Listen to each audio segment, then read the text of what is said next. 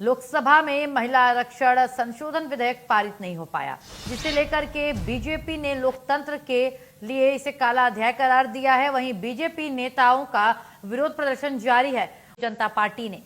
तो चलिए बड़ी बहस की शुरुआत करते हैं। इसे मुद्दे से शुरुआत करते हैं। हमारे पास दो मेहमान, हमारे खास मेहमान हमारे साथ इस चर्चा में शामिल हो रहे हैं। माही बजनी बीजेपी प्रवक्ता और डॉक्टर संदीप सबलोक कांग्रेस नेता हमारे साथ इस चर्चा में शामिल हो रहे हैं। बहुत स्वागत है आप दोनों खास मेहमानों का। चर्चा की शुरुआत सबसे पहले डॉक्टर संदीप सबलोक आपसे करूं। देखिए, मैं एक बार बड़ी स्पष्ट कर देना चाहता हूं कि जिस तरह से भारतीय जनता पार्टी एक झूठ का और भ्रम का जाल पूरे देश में फैलाना चाहती है, कांग्रेस पार्टी ने ये बिल पास नहीं होने दिया। भारतीय जनता पार्टी इस देश की जनता की नब्ज को पकड़ के चलने वाली पार्टी बन चुकी है और वो ये समझती है कि यहाँ की जनता आज की बात कल भूल जाती है। लेकिन इतना याद रखिए कि जनता भूलती नहीं है, जनता दबा के रखती है बात को। आपने 2023 में जब 20 सितंबर को बिल पास किया था और 454 वोट के साथ ये बिल पारित हो चुका था, तो इस बिल को दोबारा लाने की क्या आवश्यकता थी? ये सवाल कांग्रेस पार्टी का भारतीय जनता पार्टी की मोदी सरकार से है। दूसरे महत्वपूर्ण बात से आपको बताना चाहता हूं कि जो ये बिल लेकर आए थे, क्या वास्तव में ये महिला आरक्षण बिल था? अगर था तो पहले वाला बिल क्या आपने रिजेक्ट कर दिया था? जिस दिन आपने संसद का विशेष सत्र बुलाया था, उस दिन आपकी नींद खुली थी। आपने उस बिल को कानून के रूप में प्रेस विज्ञप्ति के माध्यम से पूरे देश की मीडिया में जारी किया था कि भारत में महिला आरक्षण बिल लागू हो गया। अब जब महिला आरक्षण बिल लागू हो गया तो अब बहस किस बात की? आप क्यों जनता को गुमराह करना चाहते हैं संसद के माध्यम से? आप क्यों जनता का करोड़ों अरबों रुपया फिजूल की चर्चा पकड़ करना चाहते? कांग्रेस पार्टी और राहुल गांधी जी एक ही बात के लिए अड़े हुए थे कि आप अगर आरक्षण के सीटों का वृद्धि करना चाहते हैं तो हम उनका स्वागत करेंगे, लेकिन 2011 की जनगणना से नहीं करेंगे। आप नई जनगणना जो आप लगातार मांग करते आ रहे थे, जो 2021 में होना थी, आपने 5 साल लेट की जानबूझकर, तो उस बात को लेकर हम लगातार आपसे मांग करते आ रहे थे। 2018 में माननीय राहुल गांधी जी ने एक चिट्ठी मोदी जी को लिखी थी, जिसमें उन्होंने ये मांग की थी कि भारत की जनता के लिए, महिलाओं के लिए, आधी आबादी के लिए वोट का हक दिया जाए और उन्हें संसद में, विधानसभा में आरक्षण दिया जाए। मोदी जी तो सो गए, क्योंकि जीत के जश्न में इतने मदहोश हो चुके थे कि उनको याद ही नहीं था कि विपक्ष की जिम्मेदार नेता ने आपसे कोई मांग की थी।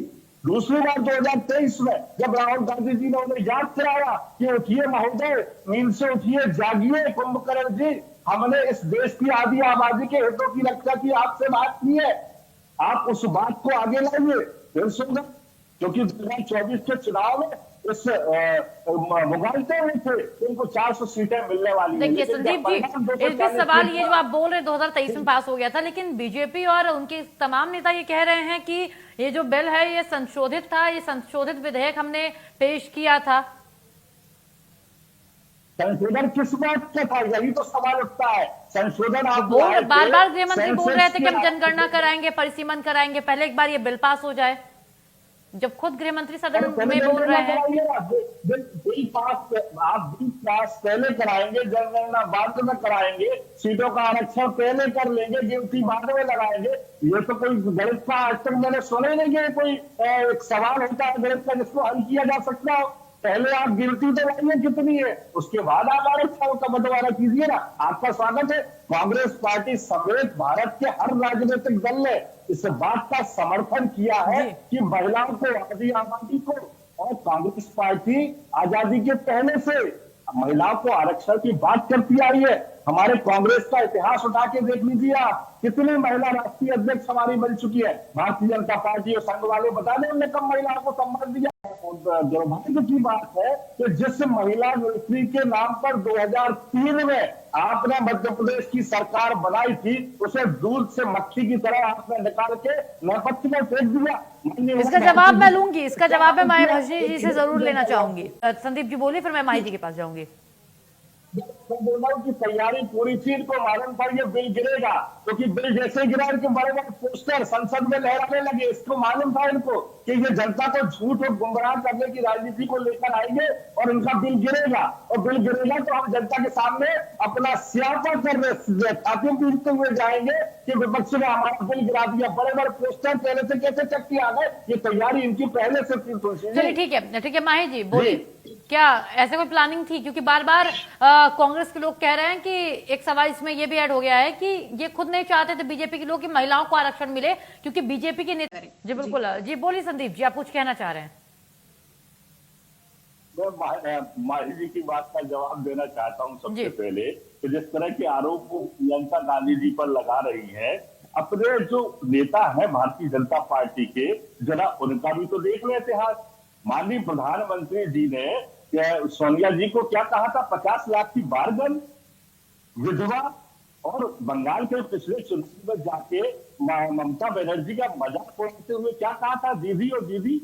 चलिए इससे हटिए, आप देखिए कितनी बड़ी बड़ी घटनाएं चाहे महिला पहलवानों के साथ हुई हो, चाहे मणिपुर में निर्वस्त्र करके महिलाओं को घुमाया गया हो, तो ये नरपिशाच भारतीय जनता पार्टी की सरकार में बैठे हुए तत्व है या कांग्रेस पार्टी। मैं आपसे इन शब्दों का जो आपने प्रयोग किया है, ये नरपिशाच लोगों की पार्टी है जिन्होंने महिलाओं को निर्वस्त्र करके, एक नहीं सैकड़ों उदाहरण है, और चाहे उत्तराखंड का मामला हो, चाहे एक रिसेप्शनिस्ट के साथ रेप करने के बाद उसे जलाकर मार डाला गया, ऐसी कितनी घटनाएं मैडम संदीप जी तो बहुत भटकाने के लिए, मुद्दे से भटकाने का प्रयास कर रहे हैं। मुद्दा अभी सिर्फ महिला आरक्षण है। आप संदीप जी देखिए, संदीप जी बोलिए। कीजिए आप मुद्दे पर, जिस मुद्दे पर हम बात कर रहे हैं उस मुद्दे पर बात कीजिए। आप कहती है कांग्रेस पार्टी आरक्षण की विरोधी है। अगर कांग्रेस पार्टी आरक्षण की विरोधी है तो 1989 में राजीव गांधी जी की सरकार ने 33% आरक्षण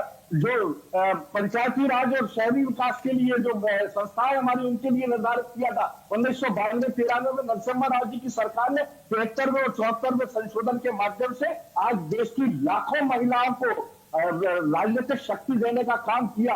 2010 में यूपीए की सरकार ने राज्यसभा में भी इस बिल को पारित कराया था, लेकिन लोकसभा में आप लोगों ने इस बिल को पास नहीं होने दिया था। इस बात को आप छुपाना चाहते हैं। अब 20 सितंबर 2023 को जब 454 वोट के साथ कांग्रेस पार्टी समेत तमाम दलों के द्वारा जब इस बिल को पास कर दिया गया, कि ये नौटंकी, ये नाटकबाजी इस देश की महिलाओं के सामने करना भारतीय जनता पार्टी के लिए कुटिल राजनीति का एक हिस्सा है। मैं बताना चाहता हूं, भारत की महिला सीधी है, सरल है, लेकिन बेवकूफ वो मूर्ख नहीं है। उन्हें ये कहकर गुमराह नहीं किया जा सकता कि आपके अधिकारों का हनन कांग्रेस पार्टी कर रही है। महिलाओं को साफ दिख रहा है कि 2023 में जो बिल पास हो चुका उसमें अड़ंगे डाल के आपने 2024 में क्यों नहीं चुनाव कराए? बिल्कुल संदीप जी ठीक है, आप जवाब दे दीजिए क्योंकि मुझे क्लोजिंग करनी है जी। भारतीय जनता पार्टी जो ये आडंबर फैलाने का काम कर रही है, मुझे तो ये लगता है कि उनको शब रैली निकालना चाहिए, इस देश की महिलाओं से माफी मांगना चाहिए कि 2023 में जो बिल पास हो गया उसको लागू करने में इनमें बदयांती पूर्वक, दुर्भावनापूर्वक देश की आधी आबादी का अधिकार छीनने का काम किया है। इसलिए इनको शर्त रैली निकालकर देश की महिलाओं से माफी मांगना चाहिए। बिल्कुल।